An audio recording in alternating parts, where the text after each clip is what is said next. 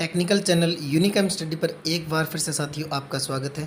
साथियों आज जो टेक्निकल के स्टूडेंट हैं उनके लिए साथियों एक नई भर्ती आ गई है। ये 12 के अंदर है। ये 12 के अंदर डिपार्टमेंट है DCSEM। इस डिपार्टमेंट के अंदर क्या परमानेंट बेस के आधार पर एक भर्ती आई है। किस पोस्ट के लिए आई है, कब तक फॉर्म अप्लाई कर सकते हैं, कितनी पोस्ट हैं, वो सब हम देखने वाले हैं। तो साथियों ये जो भर्ती है उसकी अंतिम तारीख उसने दे रखी है 29/4/2022 को। आप अंतिम तारीख तक भेजना है। और ये क्या है, परमानेंट बेस पर भर्ती है। तो इसके अंदर कौन सा है, इसके अंदर क्या है, दो कैटेगरी के अंदर भर्ती आई है। एक है ये तकनीकी अधिकारी C, इसमें भी A और B दो है। और तकनीकी अधिकारी B की आई है।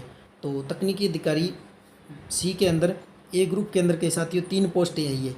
इनमें से क्या है, एक आई है सिविल के लिए जिसमें 2 पोस्टें हैं। और इसके लिए आपको चाहिए क्या, तो वो आपको चाहिए किसी भी मान्यता प्राप्त विश्वविद्यालय से क्या है B.Tech होनी चाहिए न्यूनतम 60% के साथ। और इसके बाद आई है तकनीकी C यांत्रिक के लिए, इसमें 1 पोस्ट है।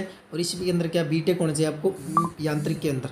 इसके बाद चयन प्रक्रिया इसके अंदर क्या होने वाले, यदि उम्मीदवार अधिक हैं तो पत्र उम्मीदवार की स्क्रीनिंग टेस्ट किया जाएगा, यानी टेस्ट होगा इसके बाद। और अंतिम आपका क्या चयन आपका साक्षात्कार के आधार पर या इंटरव्यू के आधार पर होने वाला है।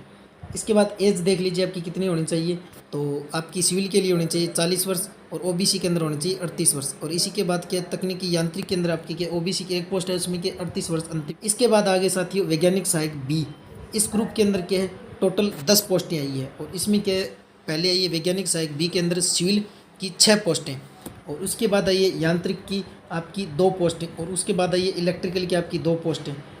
और इसके अंदर आपको क्या क्वालिफिकेशन चाहिए, तो इनका चाहिए आपको किसी भी मान्यता प्राप्त विश्वविद्यालय में क्या सिविल इंजीनियर में 60% डिप्लोमा होना चाहिए। और इनके अंदर आपकी क्या एज कितनी होनी चाहिए, तो ST के लिए 35 वर्ष, OBC के लिए 33 वर्ष और EWC के लिए 30 वर्ष और UR के लिए आपकी एज होनी चाहिए साथियों 30 वर्ष। और इसी प्रकार से यांत्रिक की हो जाएगी। इसके बाद इनका चयन किस प्रकार से होने वाला है, इसके आधार पर क्या आपका सबसे पहले पेपर होगा, उसके बाद आपका क्या व्यक्तिगत साक्षात्कार के लिए बुलाया जाएगा। और व्यक्तिगत साक्षात्कार के लिए क्या है 1:5 यानी 1 पोस्ट के लिए 5 कैंडिडेटों को बुलाए जाने वाले हैं। पेपर होने वाला है वो के साथ ही 50% का होने वाला है और 4 उसके ऑब्जेक्टिव होंगे। और इसके अंदर आपको टाइम मिलेगा 1 घंटे का। प्रत्येक प्रश्न क्या 3 नंबर का होगा और गलत के लिए आपको 1 नंबर काटा जाएगा।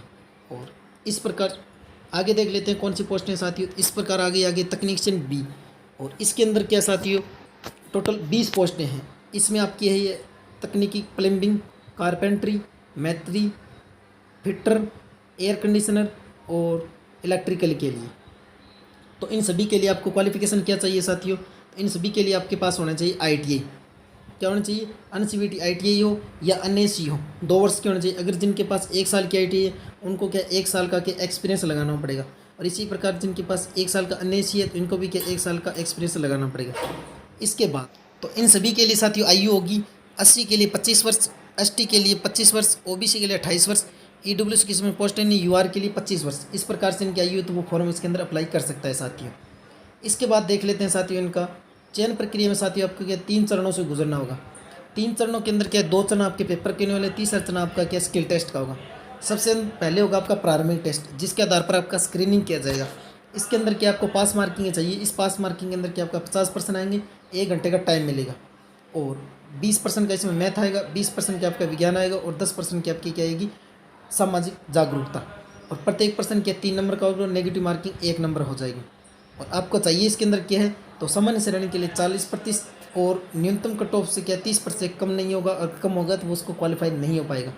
इसके बाद होगा आपका एडवांस टेस्ट में साथियों क्या है आपकी ट्रेड से संबंधित प्रश्न आने वाले, 2 घंटे का टाइम मिलेगा और 50% आपको दिए जाएंगे। मेरिट इसी के आधार पर बनने वाली है। और प्रथम और सेकंड चरण होने के बाद आपको स्किल टेस्ट के लिए बुलाया जाएगा। इसके अंदर के 1:5 के आधार पर कैंडिडेटों को बुलाया जाएगा। इसके बाद साथियों परीक्षा शुल्क। परीक्षा शुल्क क्या है, आपको 1 से 2 पोस्टें थी जो कि अधिकारी C की थी, उनमें क्या 500 रुपये लगेंगे। 3 से 5 यानी वैज्ञानिक सहायक B की थी 300 रुपये लगने वाले। 6 से 11 तकनीशियन की थी, उसमें क्या 250 रुपये आपके क्या शुल्क लगने वाला है। और आप ये शुल्क कैसे देना है, तो आपको शुल्क पदों के लिए आवेदन करने वाले उम्मीदवारों द्वारा नॉन रिन्यूएबल, ये शुल्क कौन सा है, नॉन रिन्यूएबल शुल्क है। आवेदन शुल्क का वेतन और लेखा अधिकारी DCFM मुंबई के नाम पर डिमांड ड्राफ्ट के द्वारा आपको क्या भुगतान करना है। और आपको क्या शुल्क के अंदर किसको छूट दी जाएगी, तो ये जाएगी अनुसूचित जाति अनुसूचित जनजाति के लिए, महिला उम्मीदवार, भूतपूर्व सैनिक और विकलांग व्यक्तियों को इसके अंदर छूट दी जाने वाले हैं। इसके बाद साथियों आपको आवेदन किस प्रकार से करना है, आवेदन करने के लिए आपको क्या है, आपको फॉर्म ऑफलाइन भरना होगा और फॉर्म इस विज्ञापन के अंदर दिया गया है। लास्ट में वो यूट्यूब चैनल पर उसका मैं लिंक डाल दूँगा साथी, वो आपको मिल जाएगा। ऑफलाइन फार्म भरने के बाद आपको इस पोस्ट पर अणुशक्ति नगर मुंबई 400-0994 इस पर क्या है, आपको फॉर्म भेजना है और इस एड्रेस पर आप फॉर्म भर दीजिए। और आपको इसके अंदर क्या क्या भेजना है साथियों, इसके अंदर आपको साथियों क्या भेजना है, यदि कोई उम्मीदवार एक से अधिक फार्म भेजता है तो उसको क्या एक से अधिक फार्म भेजने होंगे। फोटोग्राफ, आवेदन की दाहिने और शीर्ष पर क्या नाम और तारीख सफेद पृष्ठभूमि में लिखने होने चाहिए और इसके साथ आपकी क्या है रंगीन फोटो उस पर अच्छी तरह से दिखाई देने वाले होने चाहिए।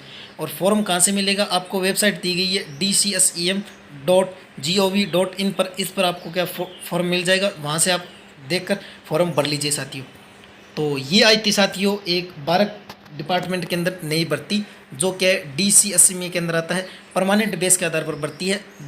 जो मेरे साथी इस पोस्ट के लिए एलिजिबल हैं वो इस फॉर्म को ज़रूर अप्लाई कर दीजिए। तो आज के लिए साथियों इतना ही, और भी इन्फॉर्मेशन देखने के लिए हमारे यूट्यूब चैनल पर बने रहिए। तब तक के लिए जय हिंद साथियों।